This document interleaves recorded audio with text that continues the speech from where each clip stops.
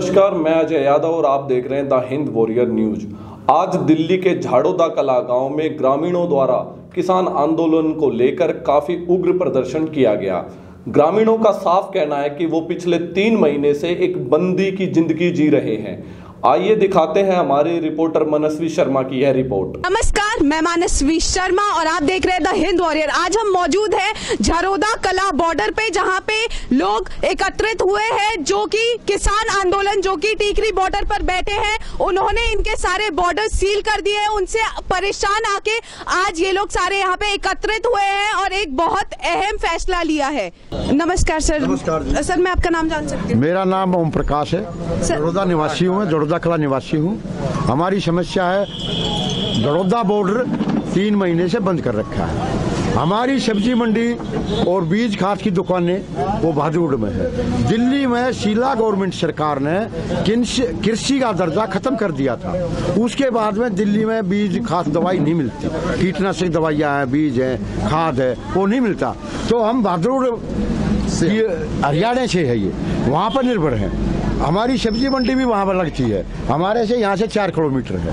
वो border seal होने की वजह से हमारी जो लोकल रास्ते थे खेतों के, उनसे व्हीकल आने जाने की वजह से पूरी फसलें बर्बाद होगी, धूल मिट्टी जम गई। हम ज्यादातर सब्जी की खेती बाड़ी करते हैं, 2 से 3 एकड़ जमीन के हम किसान खेती बाड़ी में सब्जी बोते हैं। सब्जी पर मिट्टी धूल वगैरह से आज हमारी सब्जी वो 50 पैसे 1 रुपया किलो भी नहीं बिक रही, पूरी फसलें बर्बाद होगी। एक खेत कच्चा रास्ता था, जो एक खेत इस तरफ है, ट्यूबवेल इस तरफ है, गाड़ियां आने से हमारी जो लाइन थी रास्ते के नीचे से वो टूट गई।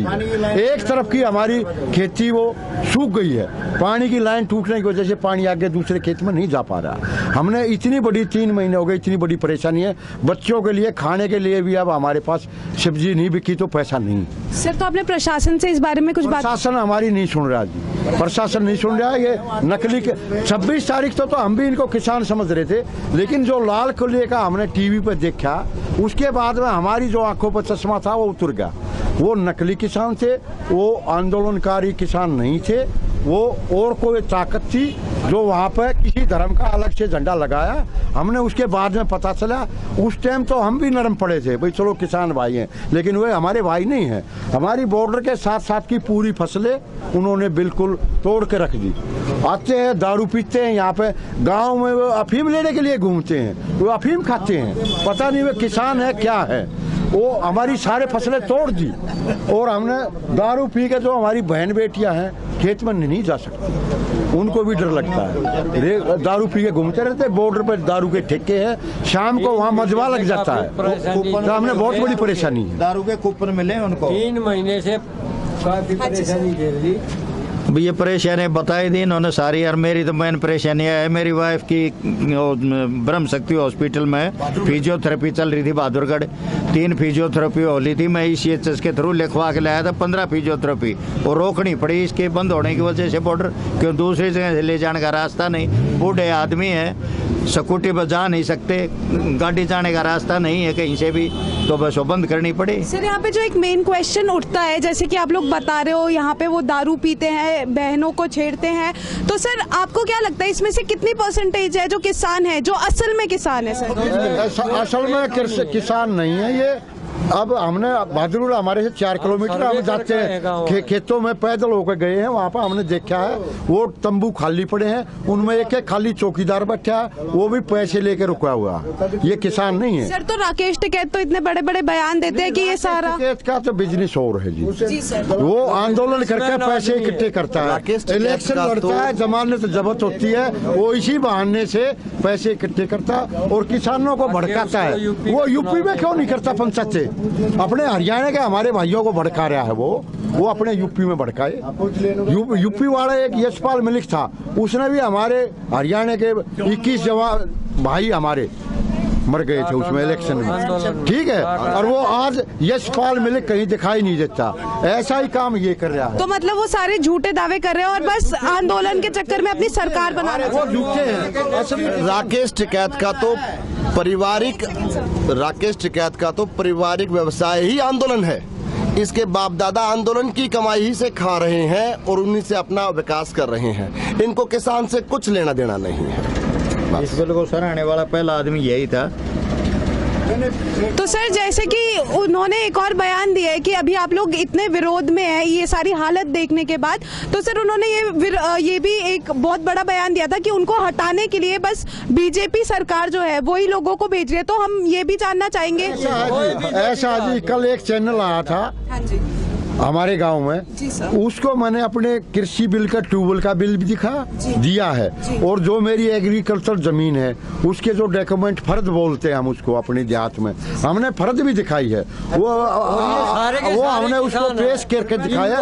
वो नकली किसान है, हम असली है। हमारे ट्यूबवेल के बिल देखो, हमारी फसलें बर्बाद हुई है, आप जाकर चेक कर सकते हो। वो मिट्टी पड़ी हुई सब्जी को कोई भी खरीदार नहीं किया।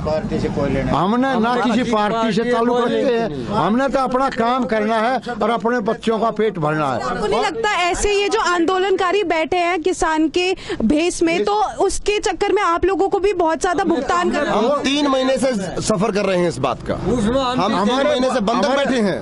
हमारे बच्चे बहादुर के स्कूलों में पढ़ते हैं, लेकिन वो स्कूल नहीं जा रहे, आज घर पर बैठे हैं। हमारे बच्चों का भी भविष्य बर्बाद हो रहा है, रास्ता नहीं है, कहाँ से जाए हम? हमारे बच्चे का भविष्य खराब हो रहा है। पहले कोरोना था, वो पूरी दुनिया पे था, लेकिन अब ये कोरोना के बाद में ये नकली किसान आन के हमारे ऊपर सिर पे बैठ गए, हमारे को ये बर्बाद करने पे तुले हुए। क्या हम क्या किसान नहीं है? हम भी तो किसान हैं। किसान उसको वो किसानों का दर्द देखा है उन्होंने। वो बन के नेता कभी उत्तराखंड, कभी हरियाणा, कभी पंजाब, कभी पगड़ी बदल के, कभी साफा बांध के घूमते। यहाँ खेतों में आके देखो तो सही, उनके बाप के पास 5 एकड़ जमीन थी, 5 एकड़ जमीन, 5 एकड़ के जमींदार किसान बहुत ज्यादा है। उन किसानों की आप संख्या देखो, उनका क्या हाल है, और वो कहाँ पे है, ये कहाँ से आया? वो चिराग हमारे को भी दे दे। सर, यहाँ पे टोटल कितने गांव के लोग बैठे हुए हैं? यहाँ पर तो अभी 2 गांव के बैठे हैं, बाकी चले गए। पर पुलिस प्रशासन ने हमारे को 72 घंटे का टाइम लिया है, मांगा है, हमने उनको दिया है। 72 घंटे में हम आपका बॉर्डर खोल देंगे। हमारी जो आपको आए दिन प्रॉब्लम्स होती है कि ये दारू पी के तमाशा करते हैं, ये सब कुछ करते हैं, तो आपने किसी को कंप्लेंट किया है इसके बारे में? कंप्लेंट कौन सुनता है जी? कौन सुनता है? कौन सुनता है? पुलिस रहती है। मीडिया के कारण है, मीडिया का हम धन्यवाद करते हैं, जो कि मीडिया वालों ने थोड़ी बहुत हमारी समझा। आप लोग यहाँ पर आए, हमारी सुनिए, और सरकार तक पहुँचाया। झंडा ले लेते हैं किसान का, फिर वो दारू पी को दंगबाजी करो, कुछ भी करो, कॉलोनियों में घुसो लेते हैं उसको। जो झंडा है उसको लाइसेंस मानते हैं, जैसे ड्राइवर का लाइसेंस होता है ना, ऐसे इसको नहीं छेड़ना, नहीं तो कदर मच जाएगा। सर, अगर इन्होंने जैसे आपने इनको 72 घंटे का अल्टीमेटम दिया है, अगर 72 घंटे में ये लोग यहाँ से नहीं उठते तो आप लोगों को क्या कार्रवाई? हमने अपना बॉर्डर खाली कराना, हमने अपने बॉर्डर खाली कराना है। जो हमारे बॉर्डर के सामने बैठे हैं उनको खदेड़ देंगे हम, ईंट का जवाब पत्थर से देंगे। हमने लोगों को उठाना हमारा काम नहीं है, ये प्रशासन का काम है। हमारा काम सिर्फ इतना है, और सरकार से हमारी यही डिमांड है प्रशासन से, ताकि हमारा ये रास्ता खुलना चाहिए। कितने टाइम से आप प्रशासन से डिमांड? 3 महीने हो गए हमें। तो 3 महीने से अभी तक तो नहीं, पहले भी किया हमने। एसएचओ को जो भी कार्रवाई होती थी, एसएचओ को दरखास्त देनी, डीसीपी को दरखास्त देनी, या डीसी को उसको आगे द्वारका उसको देनी दरखास्त, वो सब कानूनी कार्रवाई हम कर रहे थे। अब तक हमारे को कर रहे थे जी, करेंगे, ऊपर तक वो बात जारी है, ऊपर से ऑर्डर आएगा तब करेंगे। लेकिन आज जब बिल्कुल नाक में दम आ गया गांव के, तब यहाँ जाके धरना दिया गांव वालों ने, और यहाँ 2-3 घंटे तक अपना ट्रैफिक रोका है। तब पुलिस वाले ने डीसीपी जितने भी साउथ के हुए आ रहे हैं, वे सब आए, उन्होंने बोला कि 72 घंटे का आप हमारे को टाइम दे दो, हम आपके बॉर्डर को खोल देंगे। हम किसानों के पास हम नहीं जाएंगे लठ बजाने के लिए कि भाई हम लठ बजाएंगे, ये सरकार जाएंगे और फिर फोड़ेंगे जाके 72 घंटे के बाद। 72 घंटे के बाद इन नकली किसानों को हम पकड़। सर, एक क्वेश्चन मैं और पूछना चाहूंगी कि ये जो प्रशासन है, पुलिस है, इन पे आप कितना ट्रस्ट करते हैं? क्योंकि पिछले 3 महीने से बोलने के बावजूद भी अभी तक तो ये लोग ना इनको हटा पाए हैं ना इनको उठा पाए हैं। बहुत रिक्वेस्ट कर ली थी, ये ऊपर तक बना कर देते हैं कोई सर, तो मेरे को ऐसा लगता है कि प्रशासन इसी चीज का वेट कर रही है कि आप लोग चीजें अपने हाथ में, और अगर आप लोग चीजें हाथ में ले लोगे तो फिर आप बीजेपी की पार्टी के कहलाओगे। हम तो आपकी पार्टी के हैं, हमें सुविधा चाहिए, हमें रास्ते की, हम आपकी पार्टी के, आप खाली करवा दो। हम किसी बीजेपी का उसका कोई पार्टीबाजी से कोई मतलब, हमने किसी पार्टी से लेना देना नहीं है बिल्कुल भी। आप थोड़ा लेट आए हैं, अगर आप आध घंटे पहले देखते थे यहाँ सभी समुदाय का रीजन भाई भी बैठे हुए थे, उनकी महिलाएं भी बैठी हुई थी, हमारे गांव की महिलाएं बैठे थे, काम लगा रखा था, महिलाएं भी थी। हमारे को परेशानी, हमारा शहर है नजदीक ना कोई। सर, यहाँ की जो महिलाएं हैं, जो बेटियां हैं, बहनें हैं, उनको कितनी असुविधा हो रही है ऐसी चीजों को देख के। बेटा मैं बताऊँ आपको, अगर आप हमारे गाँव में रहती ना, और तो आपको खुद पता लग जाता कि ये कितनी परेशानी है बॉर्डर रोकने से। जो खेत से हम पशुओं के लिए चारा लेके आते हैं, तो पहले हमारे साथ लेडीज भी चली जाती थी, हमारी बच्ची भी चली जाती थी, लेकिन अब हम उनको नहीं भेज रहे। अकेले भी छोटे लड़के के साथ भेज देते थे, लेकिन अब नहीं भेज रहे। हमारे को डर लगता है, उनसे डर लगता है। हमारी फसलें बर्बाद कर दी उन्होंने, उनसे डर लगता है। नुकसान हो गया हमारे गाँव का, क्योंकि गोभी वगैरह की सब्जी की जो है बम्पर फसल होती है हमारे यहाँ, जो 10-12 रुपए किलो बिकती थी ना, वो कोड़ियों के भाव भी नहीं बिक रही, क्योंकि इतना रेत मिट्टी जो आधी से ज्यादा फसल हमारी बर्बाद हो चुकी। इसलिए तंग आकर गांव वालों ने फैसला लिया है कि भाई बॉर्डर को खाली किया जाए, खोला जाए। मंडी की सुविधा, बीज खाद दवाई लाते वो हमारे को मिल जाए, और जो ताकि के आगे जो फसलें बची हुई है आधी वो उसका कुछ हमें मिल सके, नहीं तो हमारे बच्चे बर्बाद हो रहे हैं। क्योंकि जो 10 रुपए गोभी की फसल बिक रही थी, वो 10 रुपए किलो वाली 50 पैसे भी पाइप टूट के खेतों के सारे रास्ते खेतों के सारे हमारे सारी पाइपलाइन खेतों की, बच्चे जा नहीं सकते स्कूलों में, बहादुरगढ़ शहर है हमारा, कुछ ला नहीं सकते, बिजली का वाटर जाम है, कहीं बीमार आदमी को ले जा सकते, कितनी परेशानी होती है। जैसे कि आपने यहाँ के लोगों की बात सुनी, वो लोग इतना परेशान आ चुके हैं इन आंदोलनकारियों से कि इन्होंने पुलिस से एक अल्टीमेटम मांगा है कि अगर 72 घंटे में इन्होंने ये बॉर्डर क्लियर नहीं करवाया तो ये लोग मामला अपने हाथ में लेंगे। यही नहीं कि यहाँ पे ये जो आंदोलनकारी बैठे हुए हैं, उनकी वजह से इन लोगों को इतनी असुविधा हो रही है कि ये पिछले 3 महीने से सफर कर रहे हैं। आखिर इनकी सुनवाई अभी तक हो क्यों नहीं रही है? बावजूद उसके इन्होंने बार-बार कंप्लेंट्स डाली और अभी तक प्रशासन इनको सिर्फ आश्वासन दे रहा है। ऐसा क्यों? और इन लोगों के बारे में कौन सोचेगा? वो आंदोलनकारी जो किसान के भेष में बैठे हुए हैं, उनके चक्कर में असली किसान जो है वो इतना सफर कर रहे हैं, उनकी महिलाएं, उनकी बेटी, उनके बच्चे सब सफर कर रहे हैं। आखिर ये रवैया कब तक चलेगा? जो राकेश टिकैत है, उन्होंने बहुत बड़े बयान दिए कि आंदोलन बहुत सभ्य तरीके से चल रहा है, सारे शांति से बैठे हुए हैं, लेकिन यहाँ पे जो यहाँ के लोगों ने जो हमें बात बताई, उससे हम लोग खुद हैरान है कि आखिर क्या रवैया चल रहा है ऐसे आंदोलनकारियों का कि जो लोगों को रहने भी नहीं दे रहे, बेटियों को छेड़ते हैं और न जाने क्या क्या हरकतें करते हैं। थे वो कैसे थे, आप कुछ बताना चाहेंगे? यहाँ पे इतने सारे लोग एकत्रित हुए थे, तो आपने उनको क्या आश्वासन दिया है, क्या बोला है, क्या बातचीत हुई है सर आपकी उनसे? सीनियर ऑफिसर्स ने जो ऑर्डर दिए हैं, वैसे अभी उनको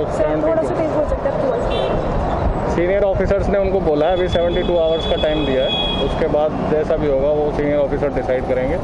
और सर, तो इन्होंने काफी बार कंप्लेंट्स भी करी है आप लोगों को कि उसके बाद इन्होंने इतना बड़ा एक्शन लिया है, तो 72 घंटे में हो जाएगा ये सब कुछ क्लियर? इनकी जो प्रॉब्लम्स है वो उनकी कोई वो निकलेगा, रिजल्ट निकलेगा? पॉलिसी मैटर है मैडम, सीनियर ऑफिसर जैसे डिसाइड करेंगे वैसे हो जाना चाहिए।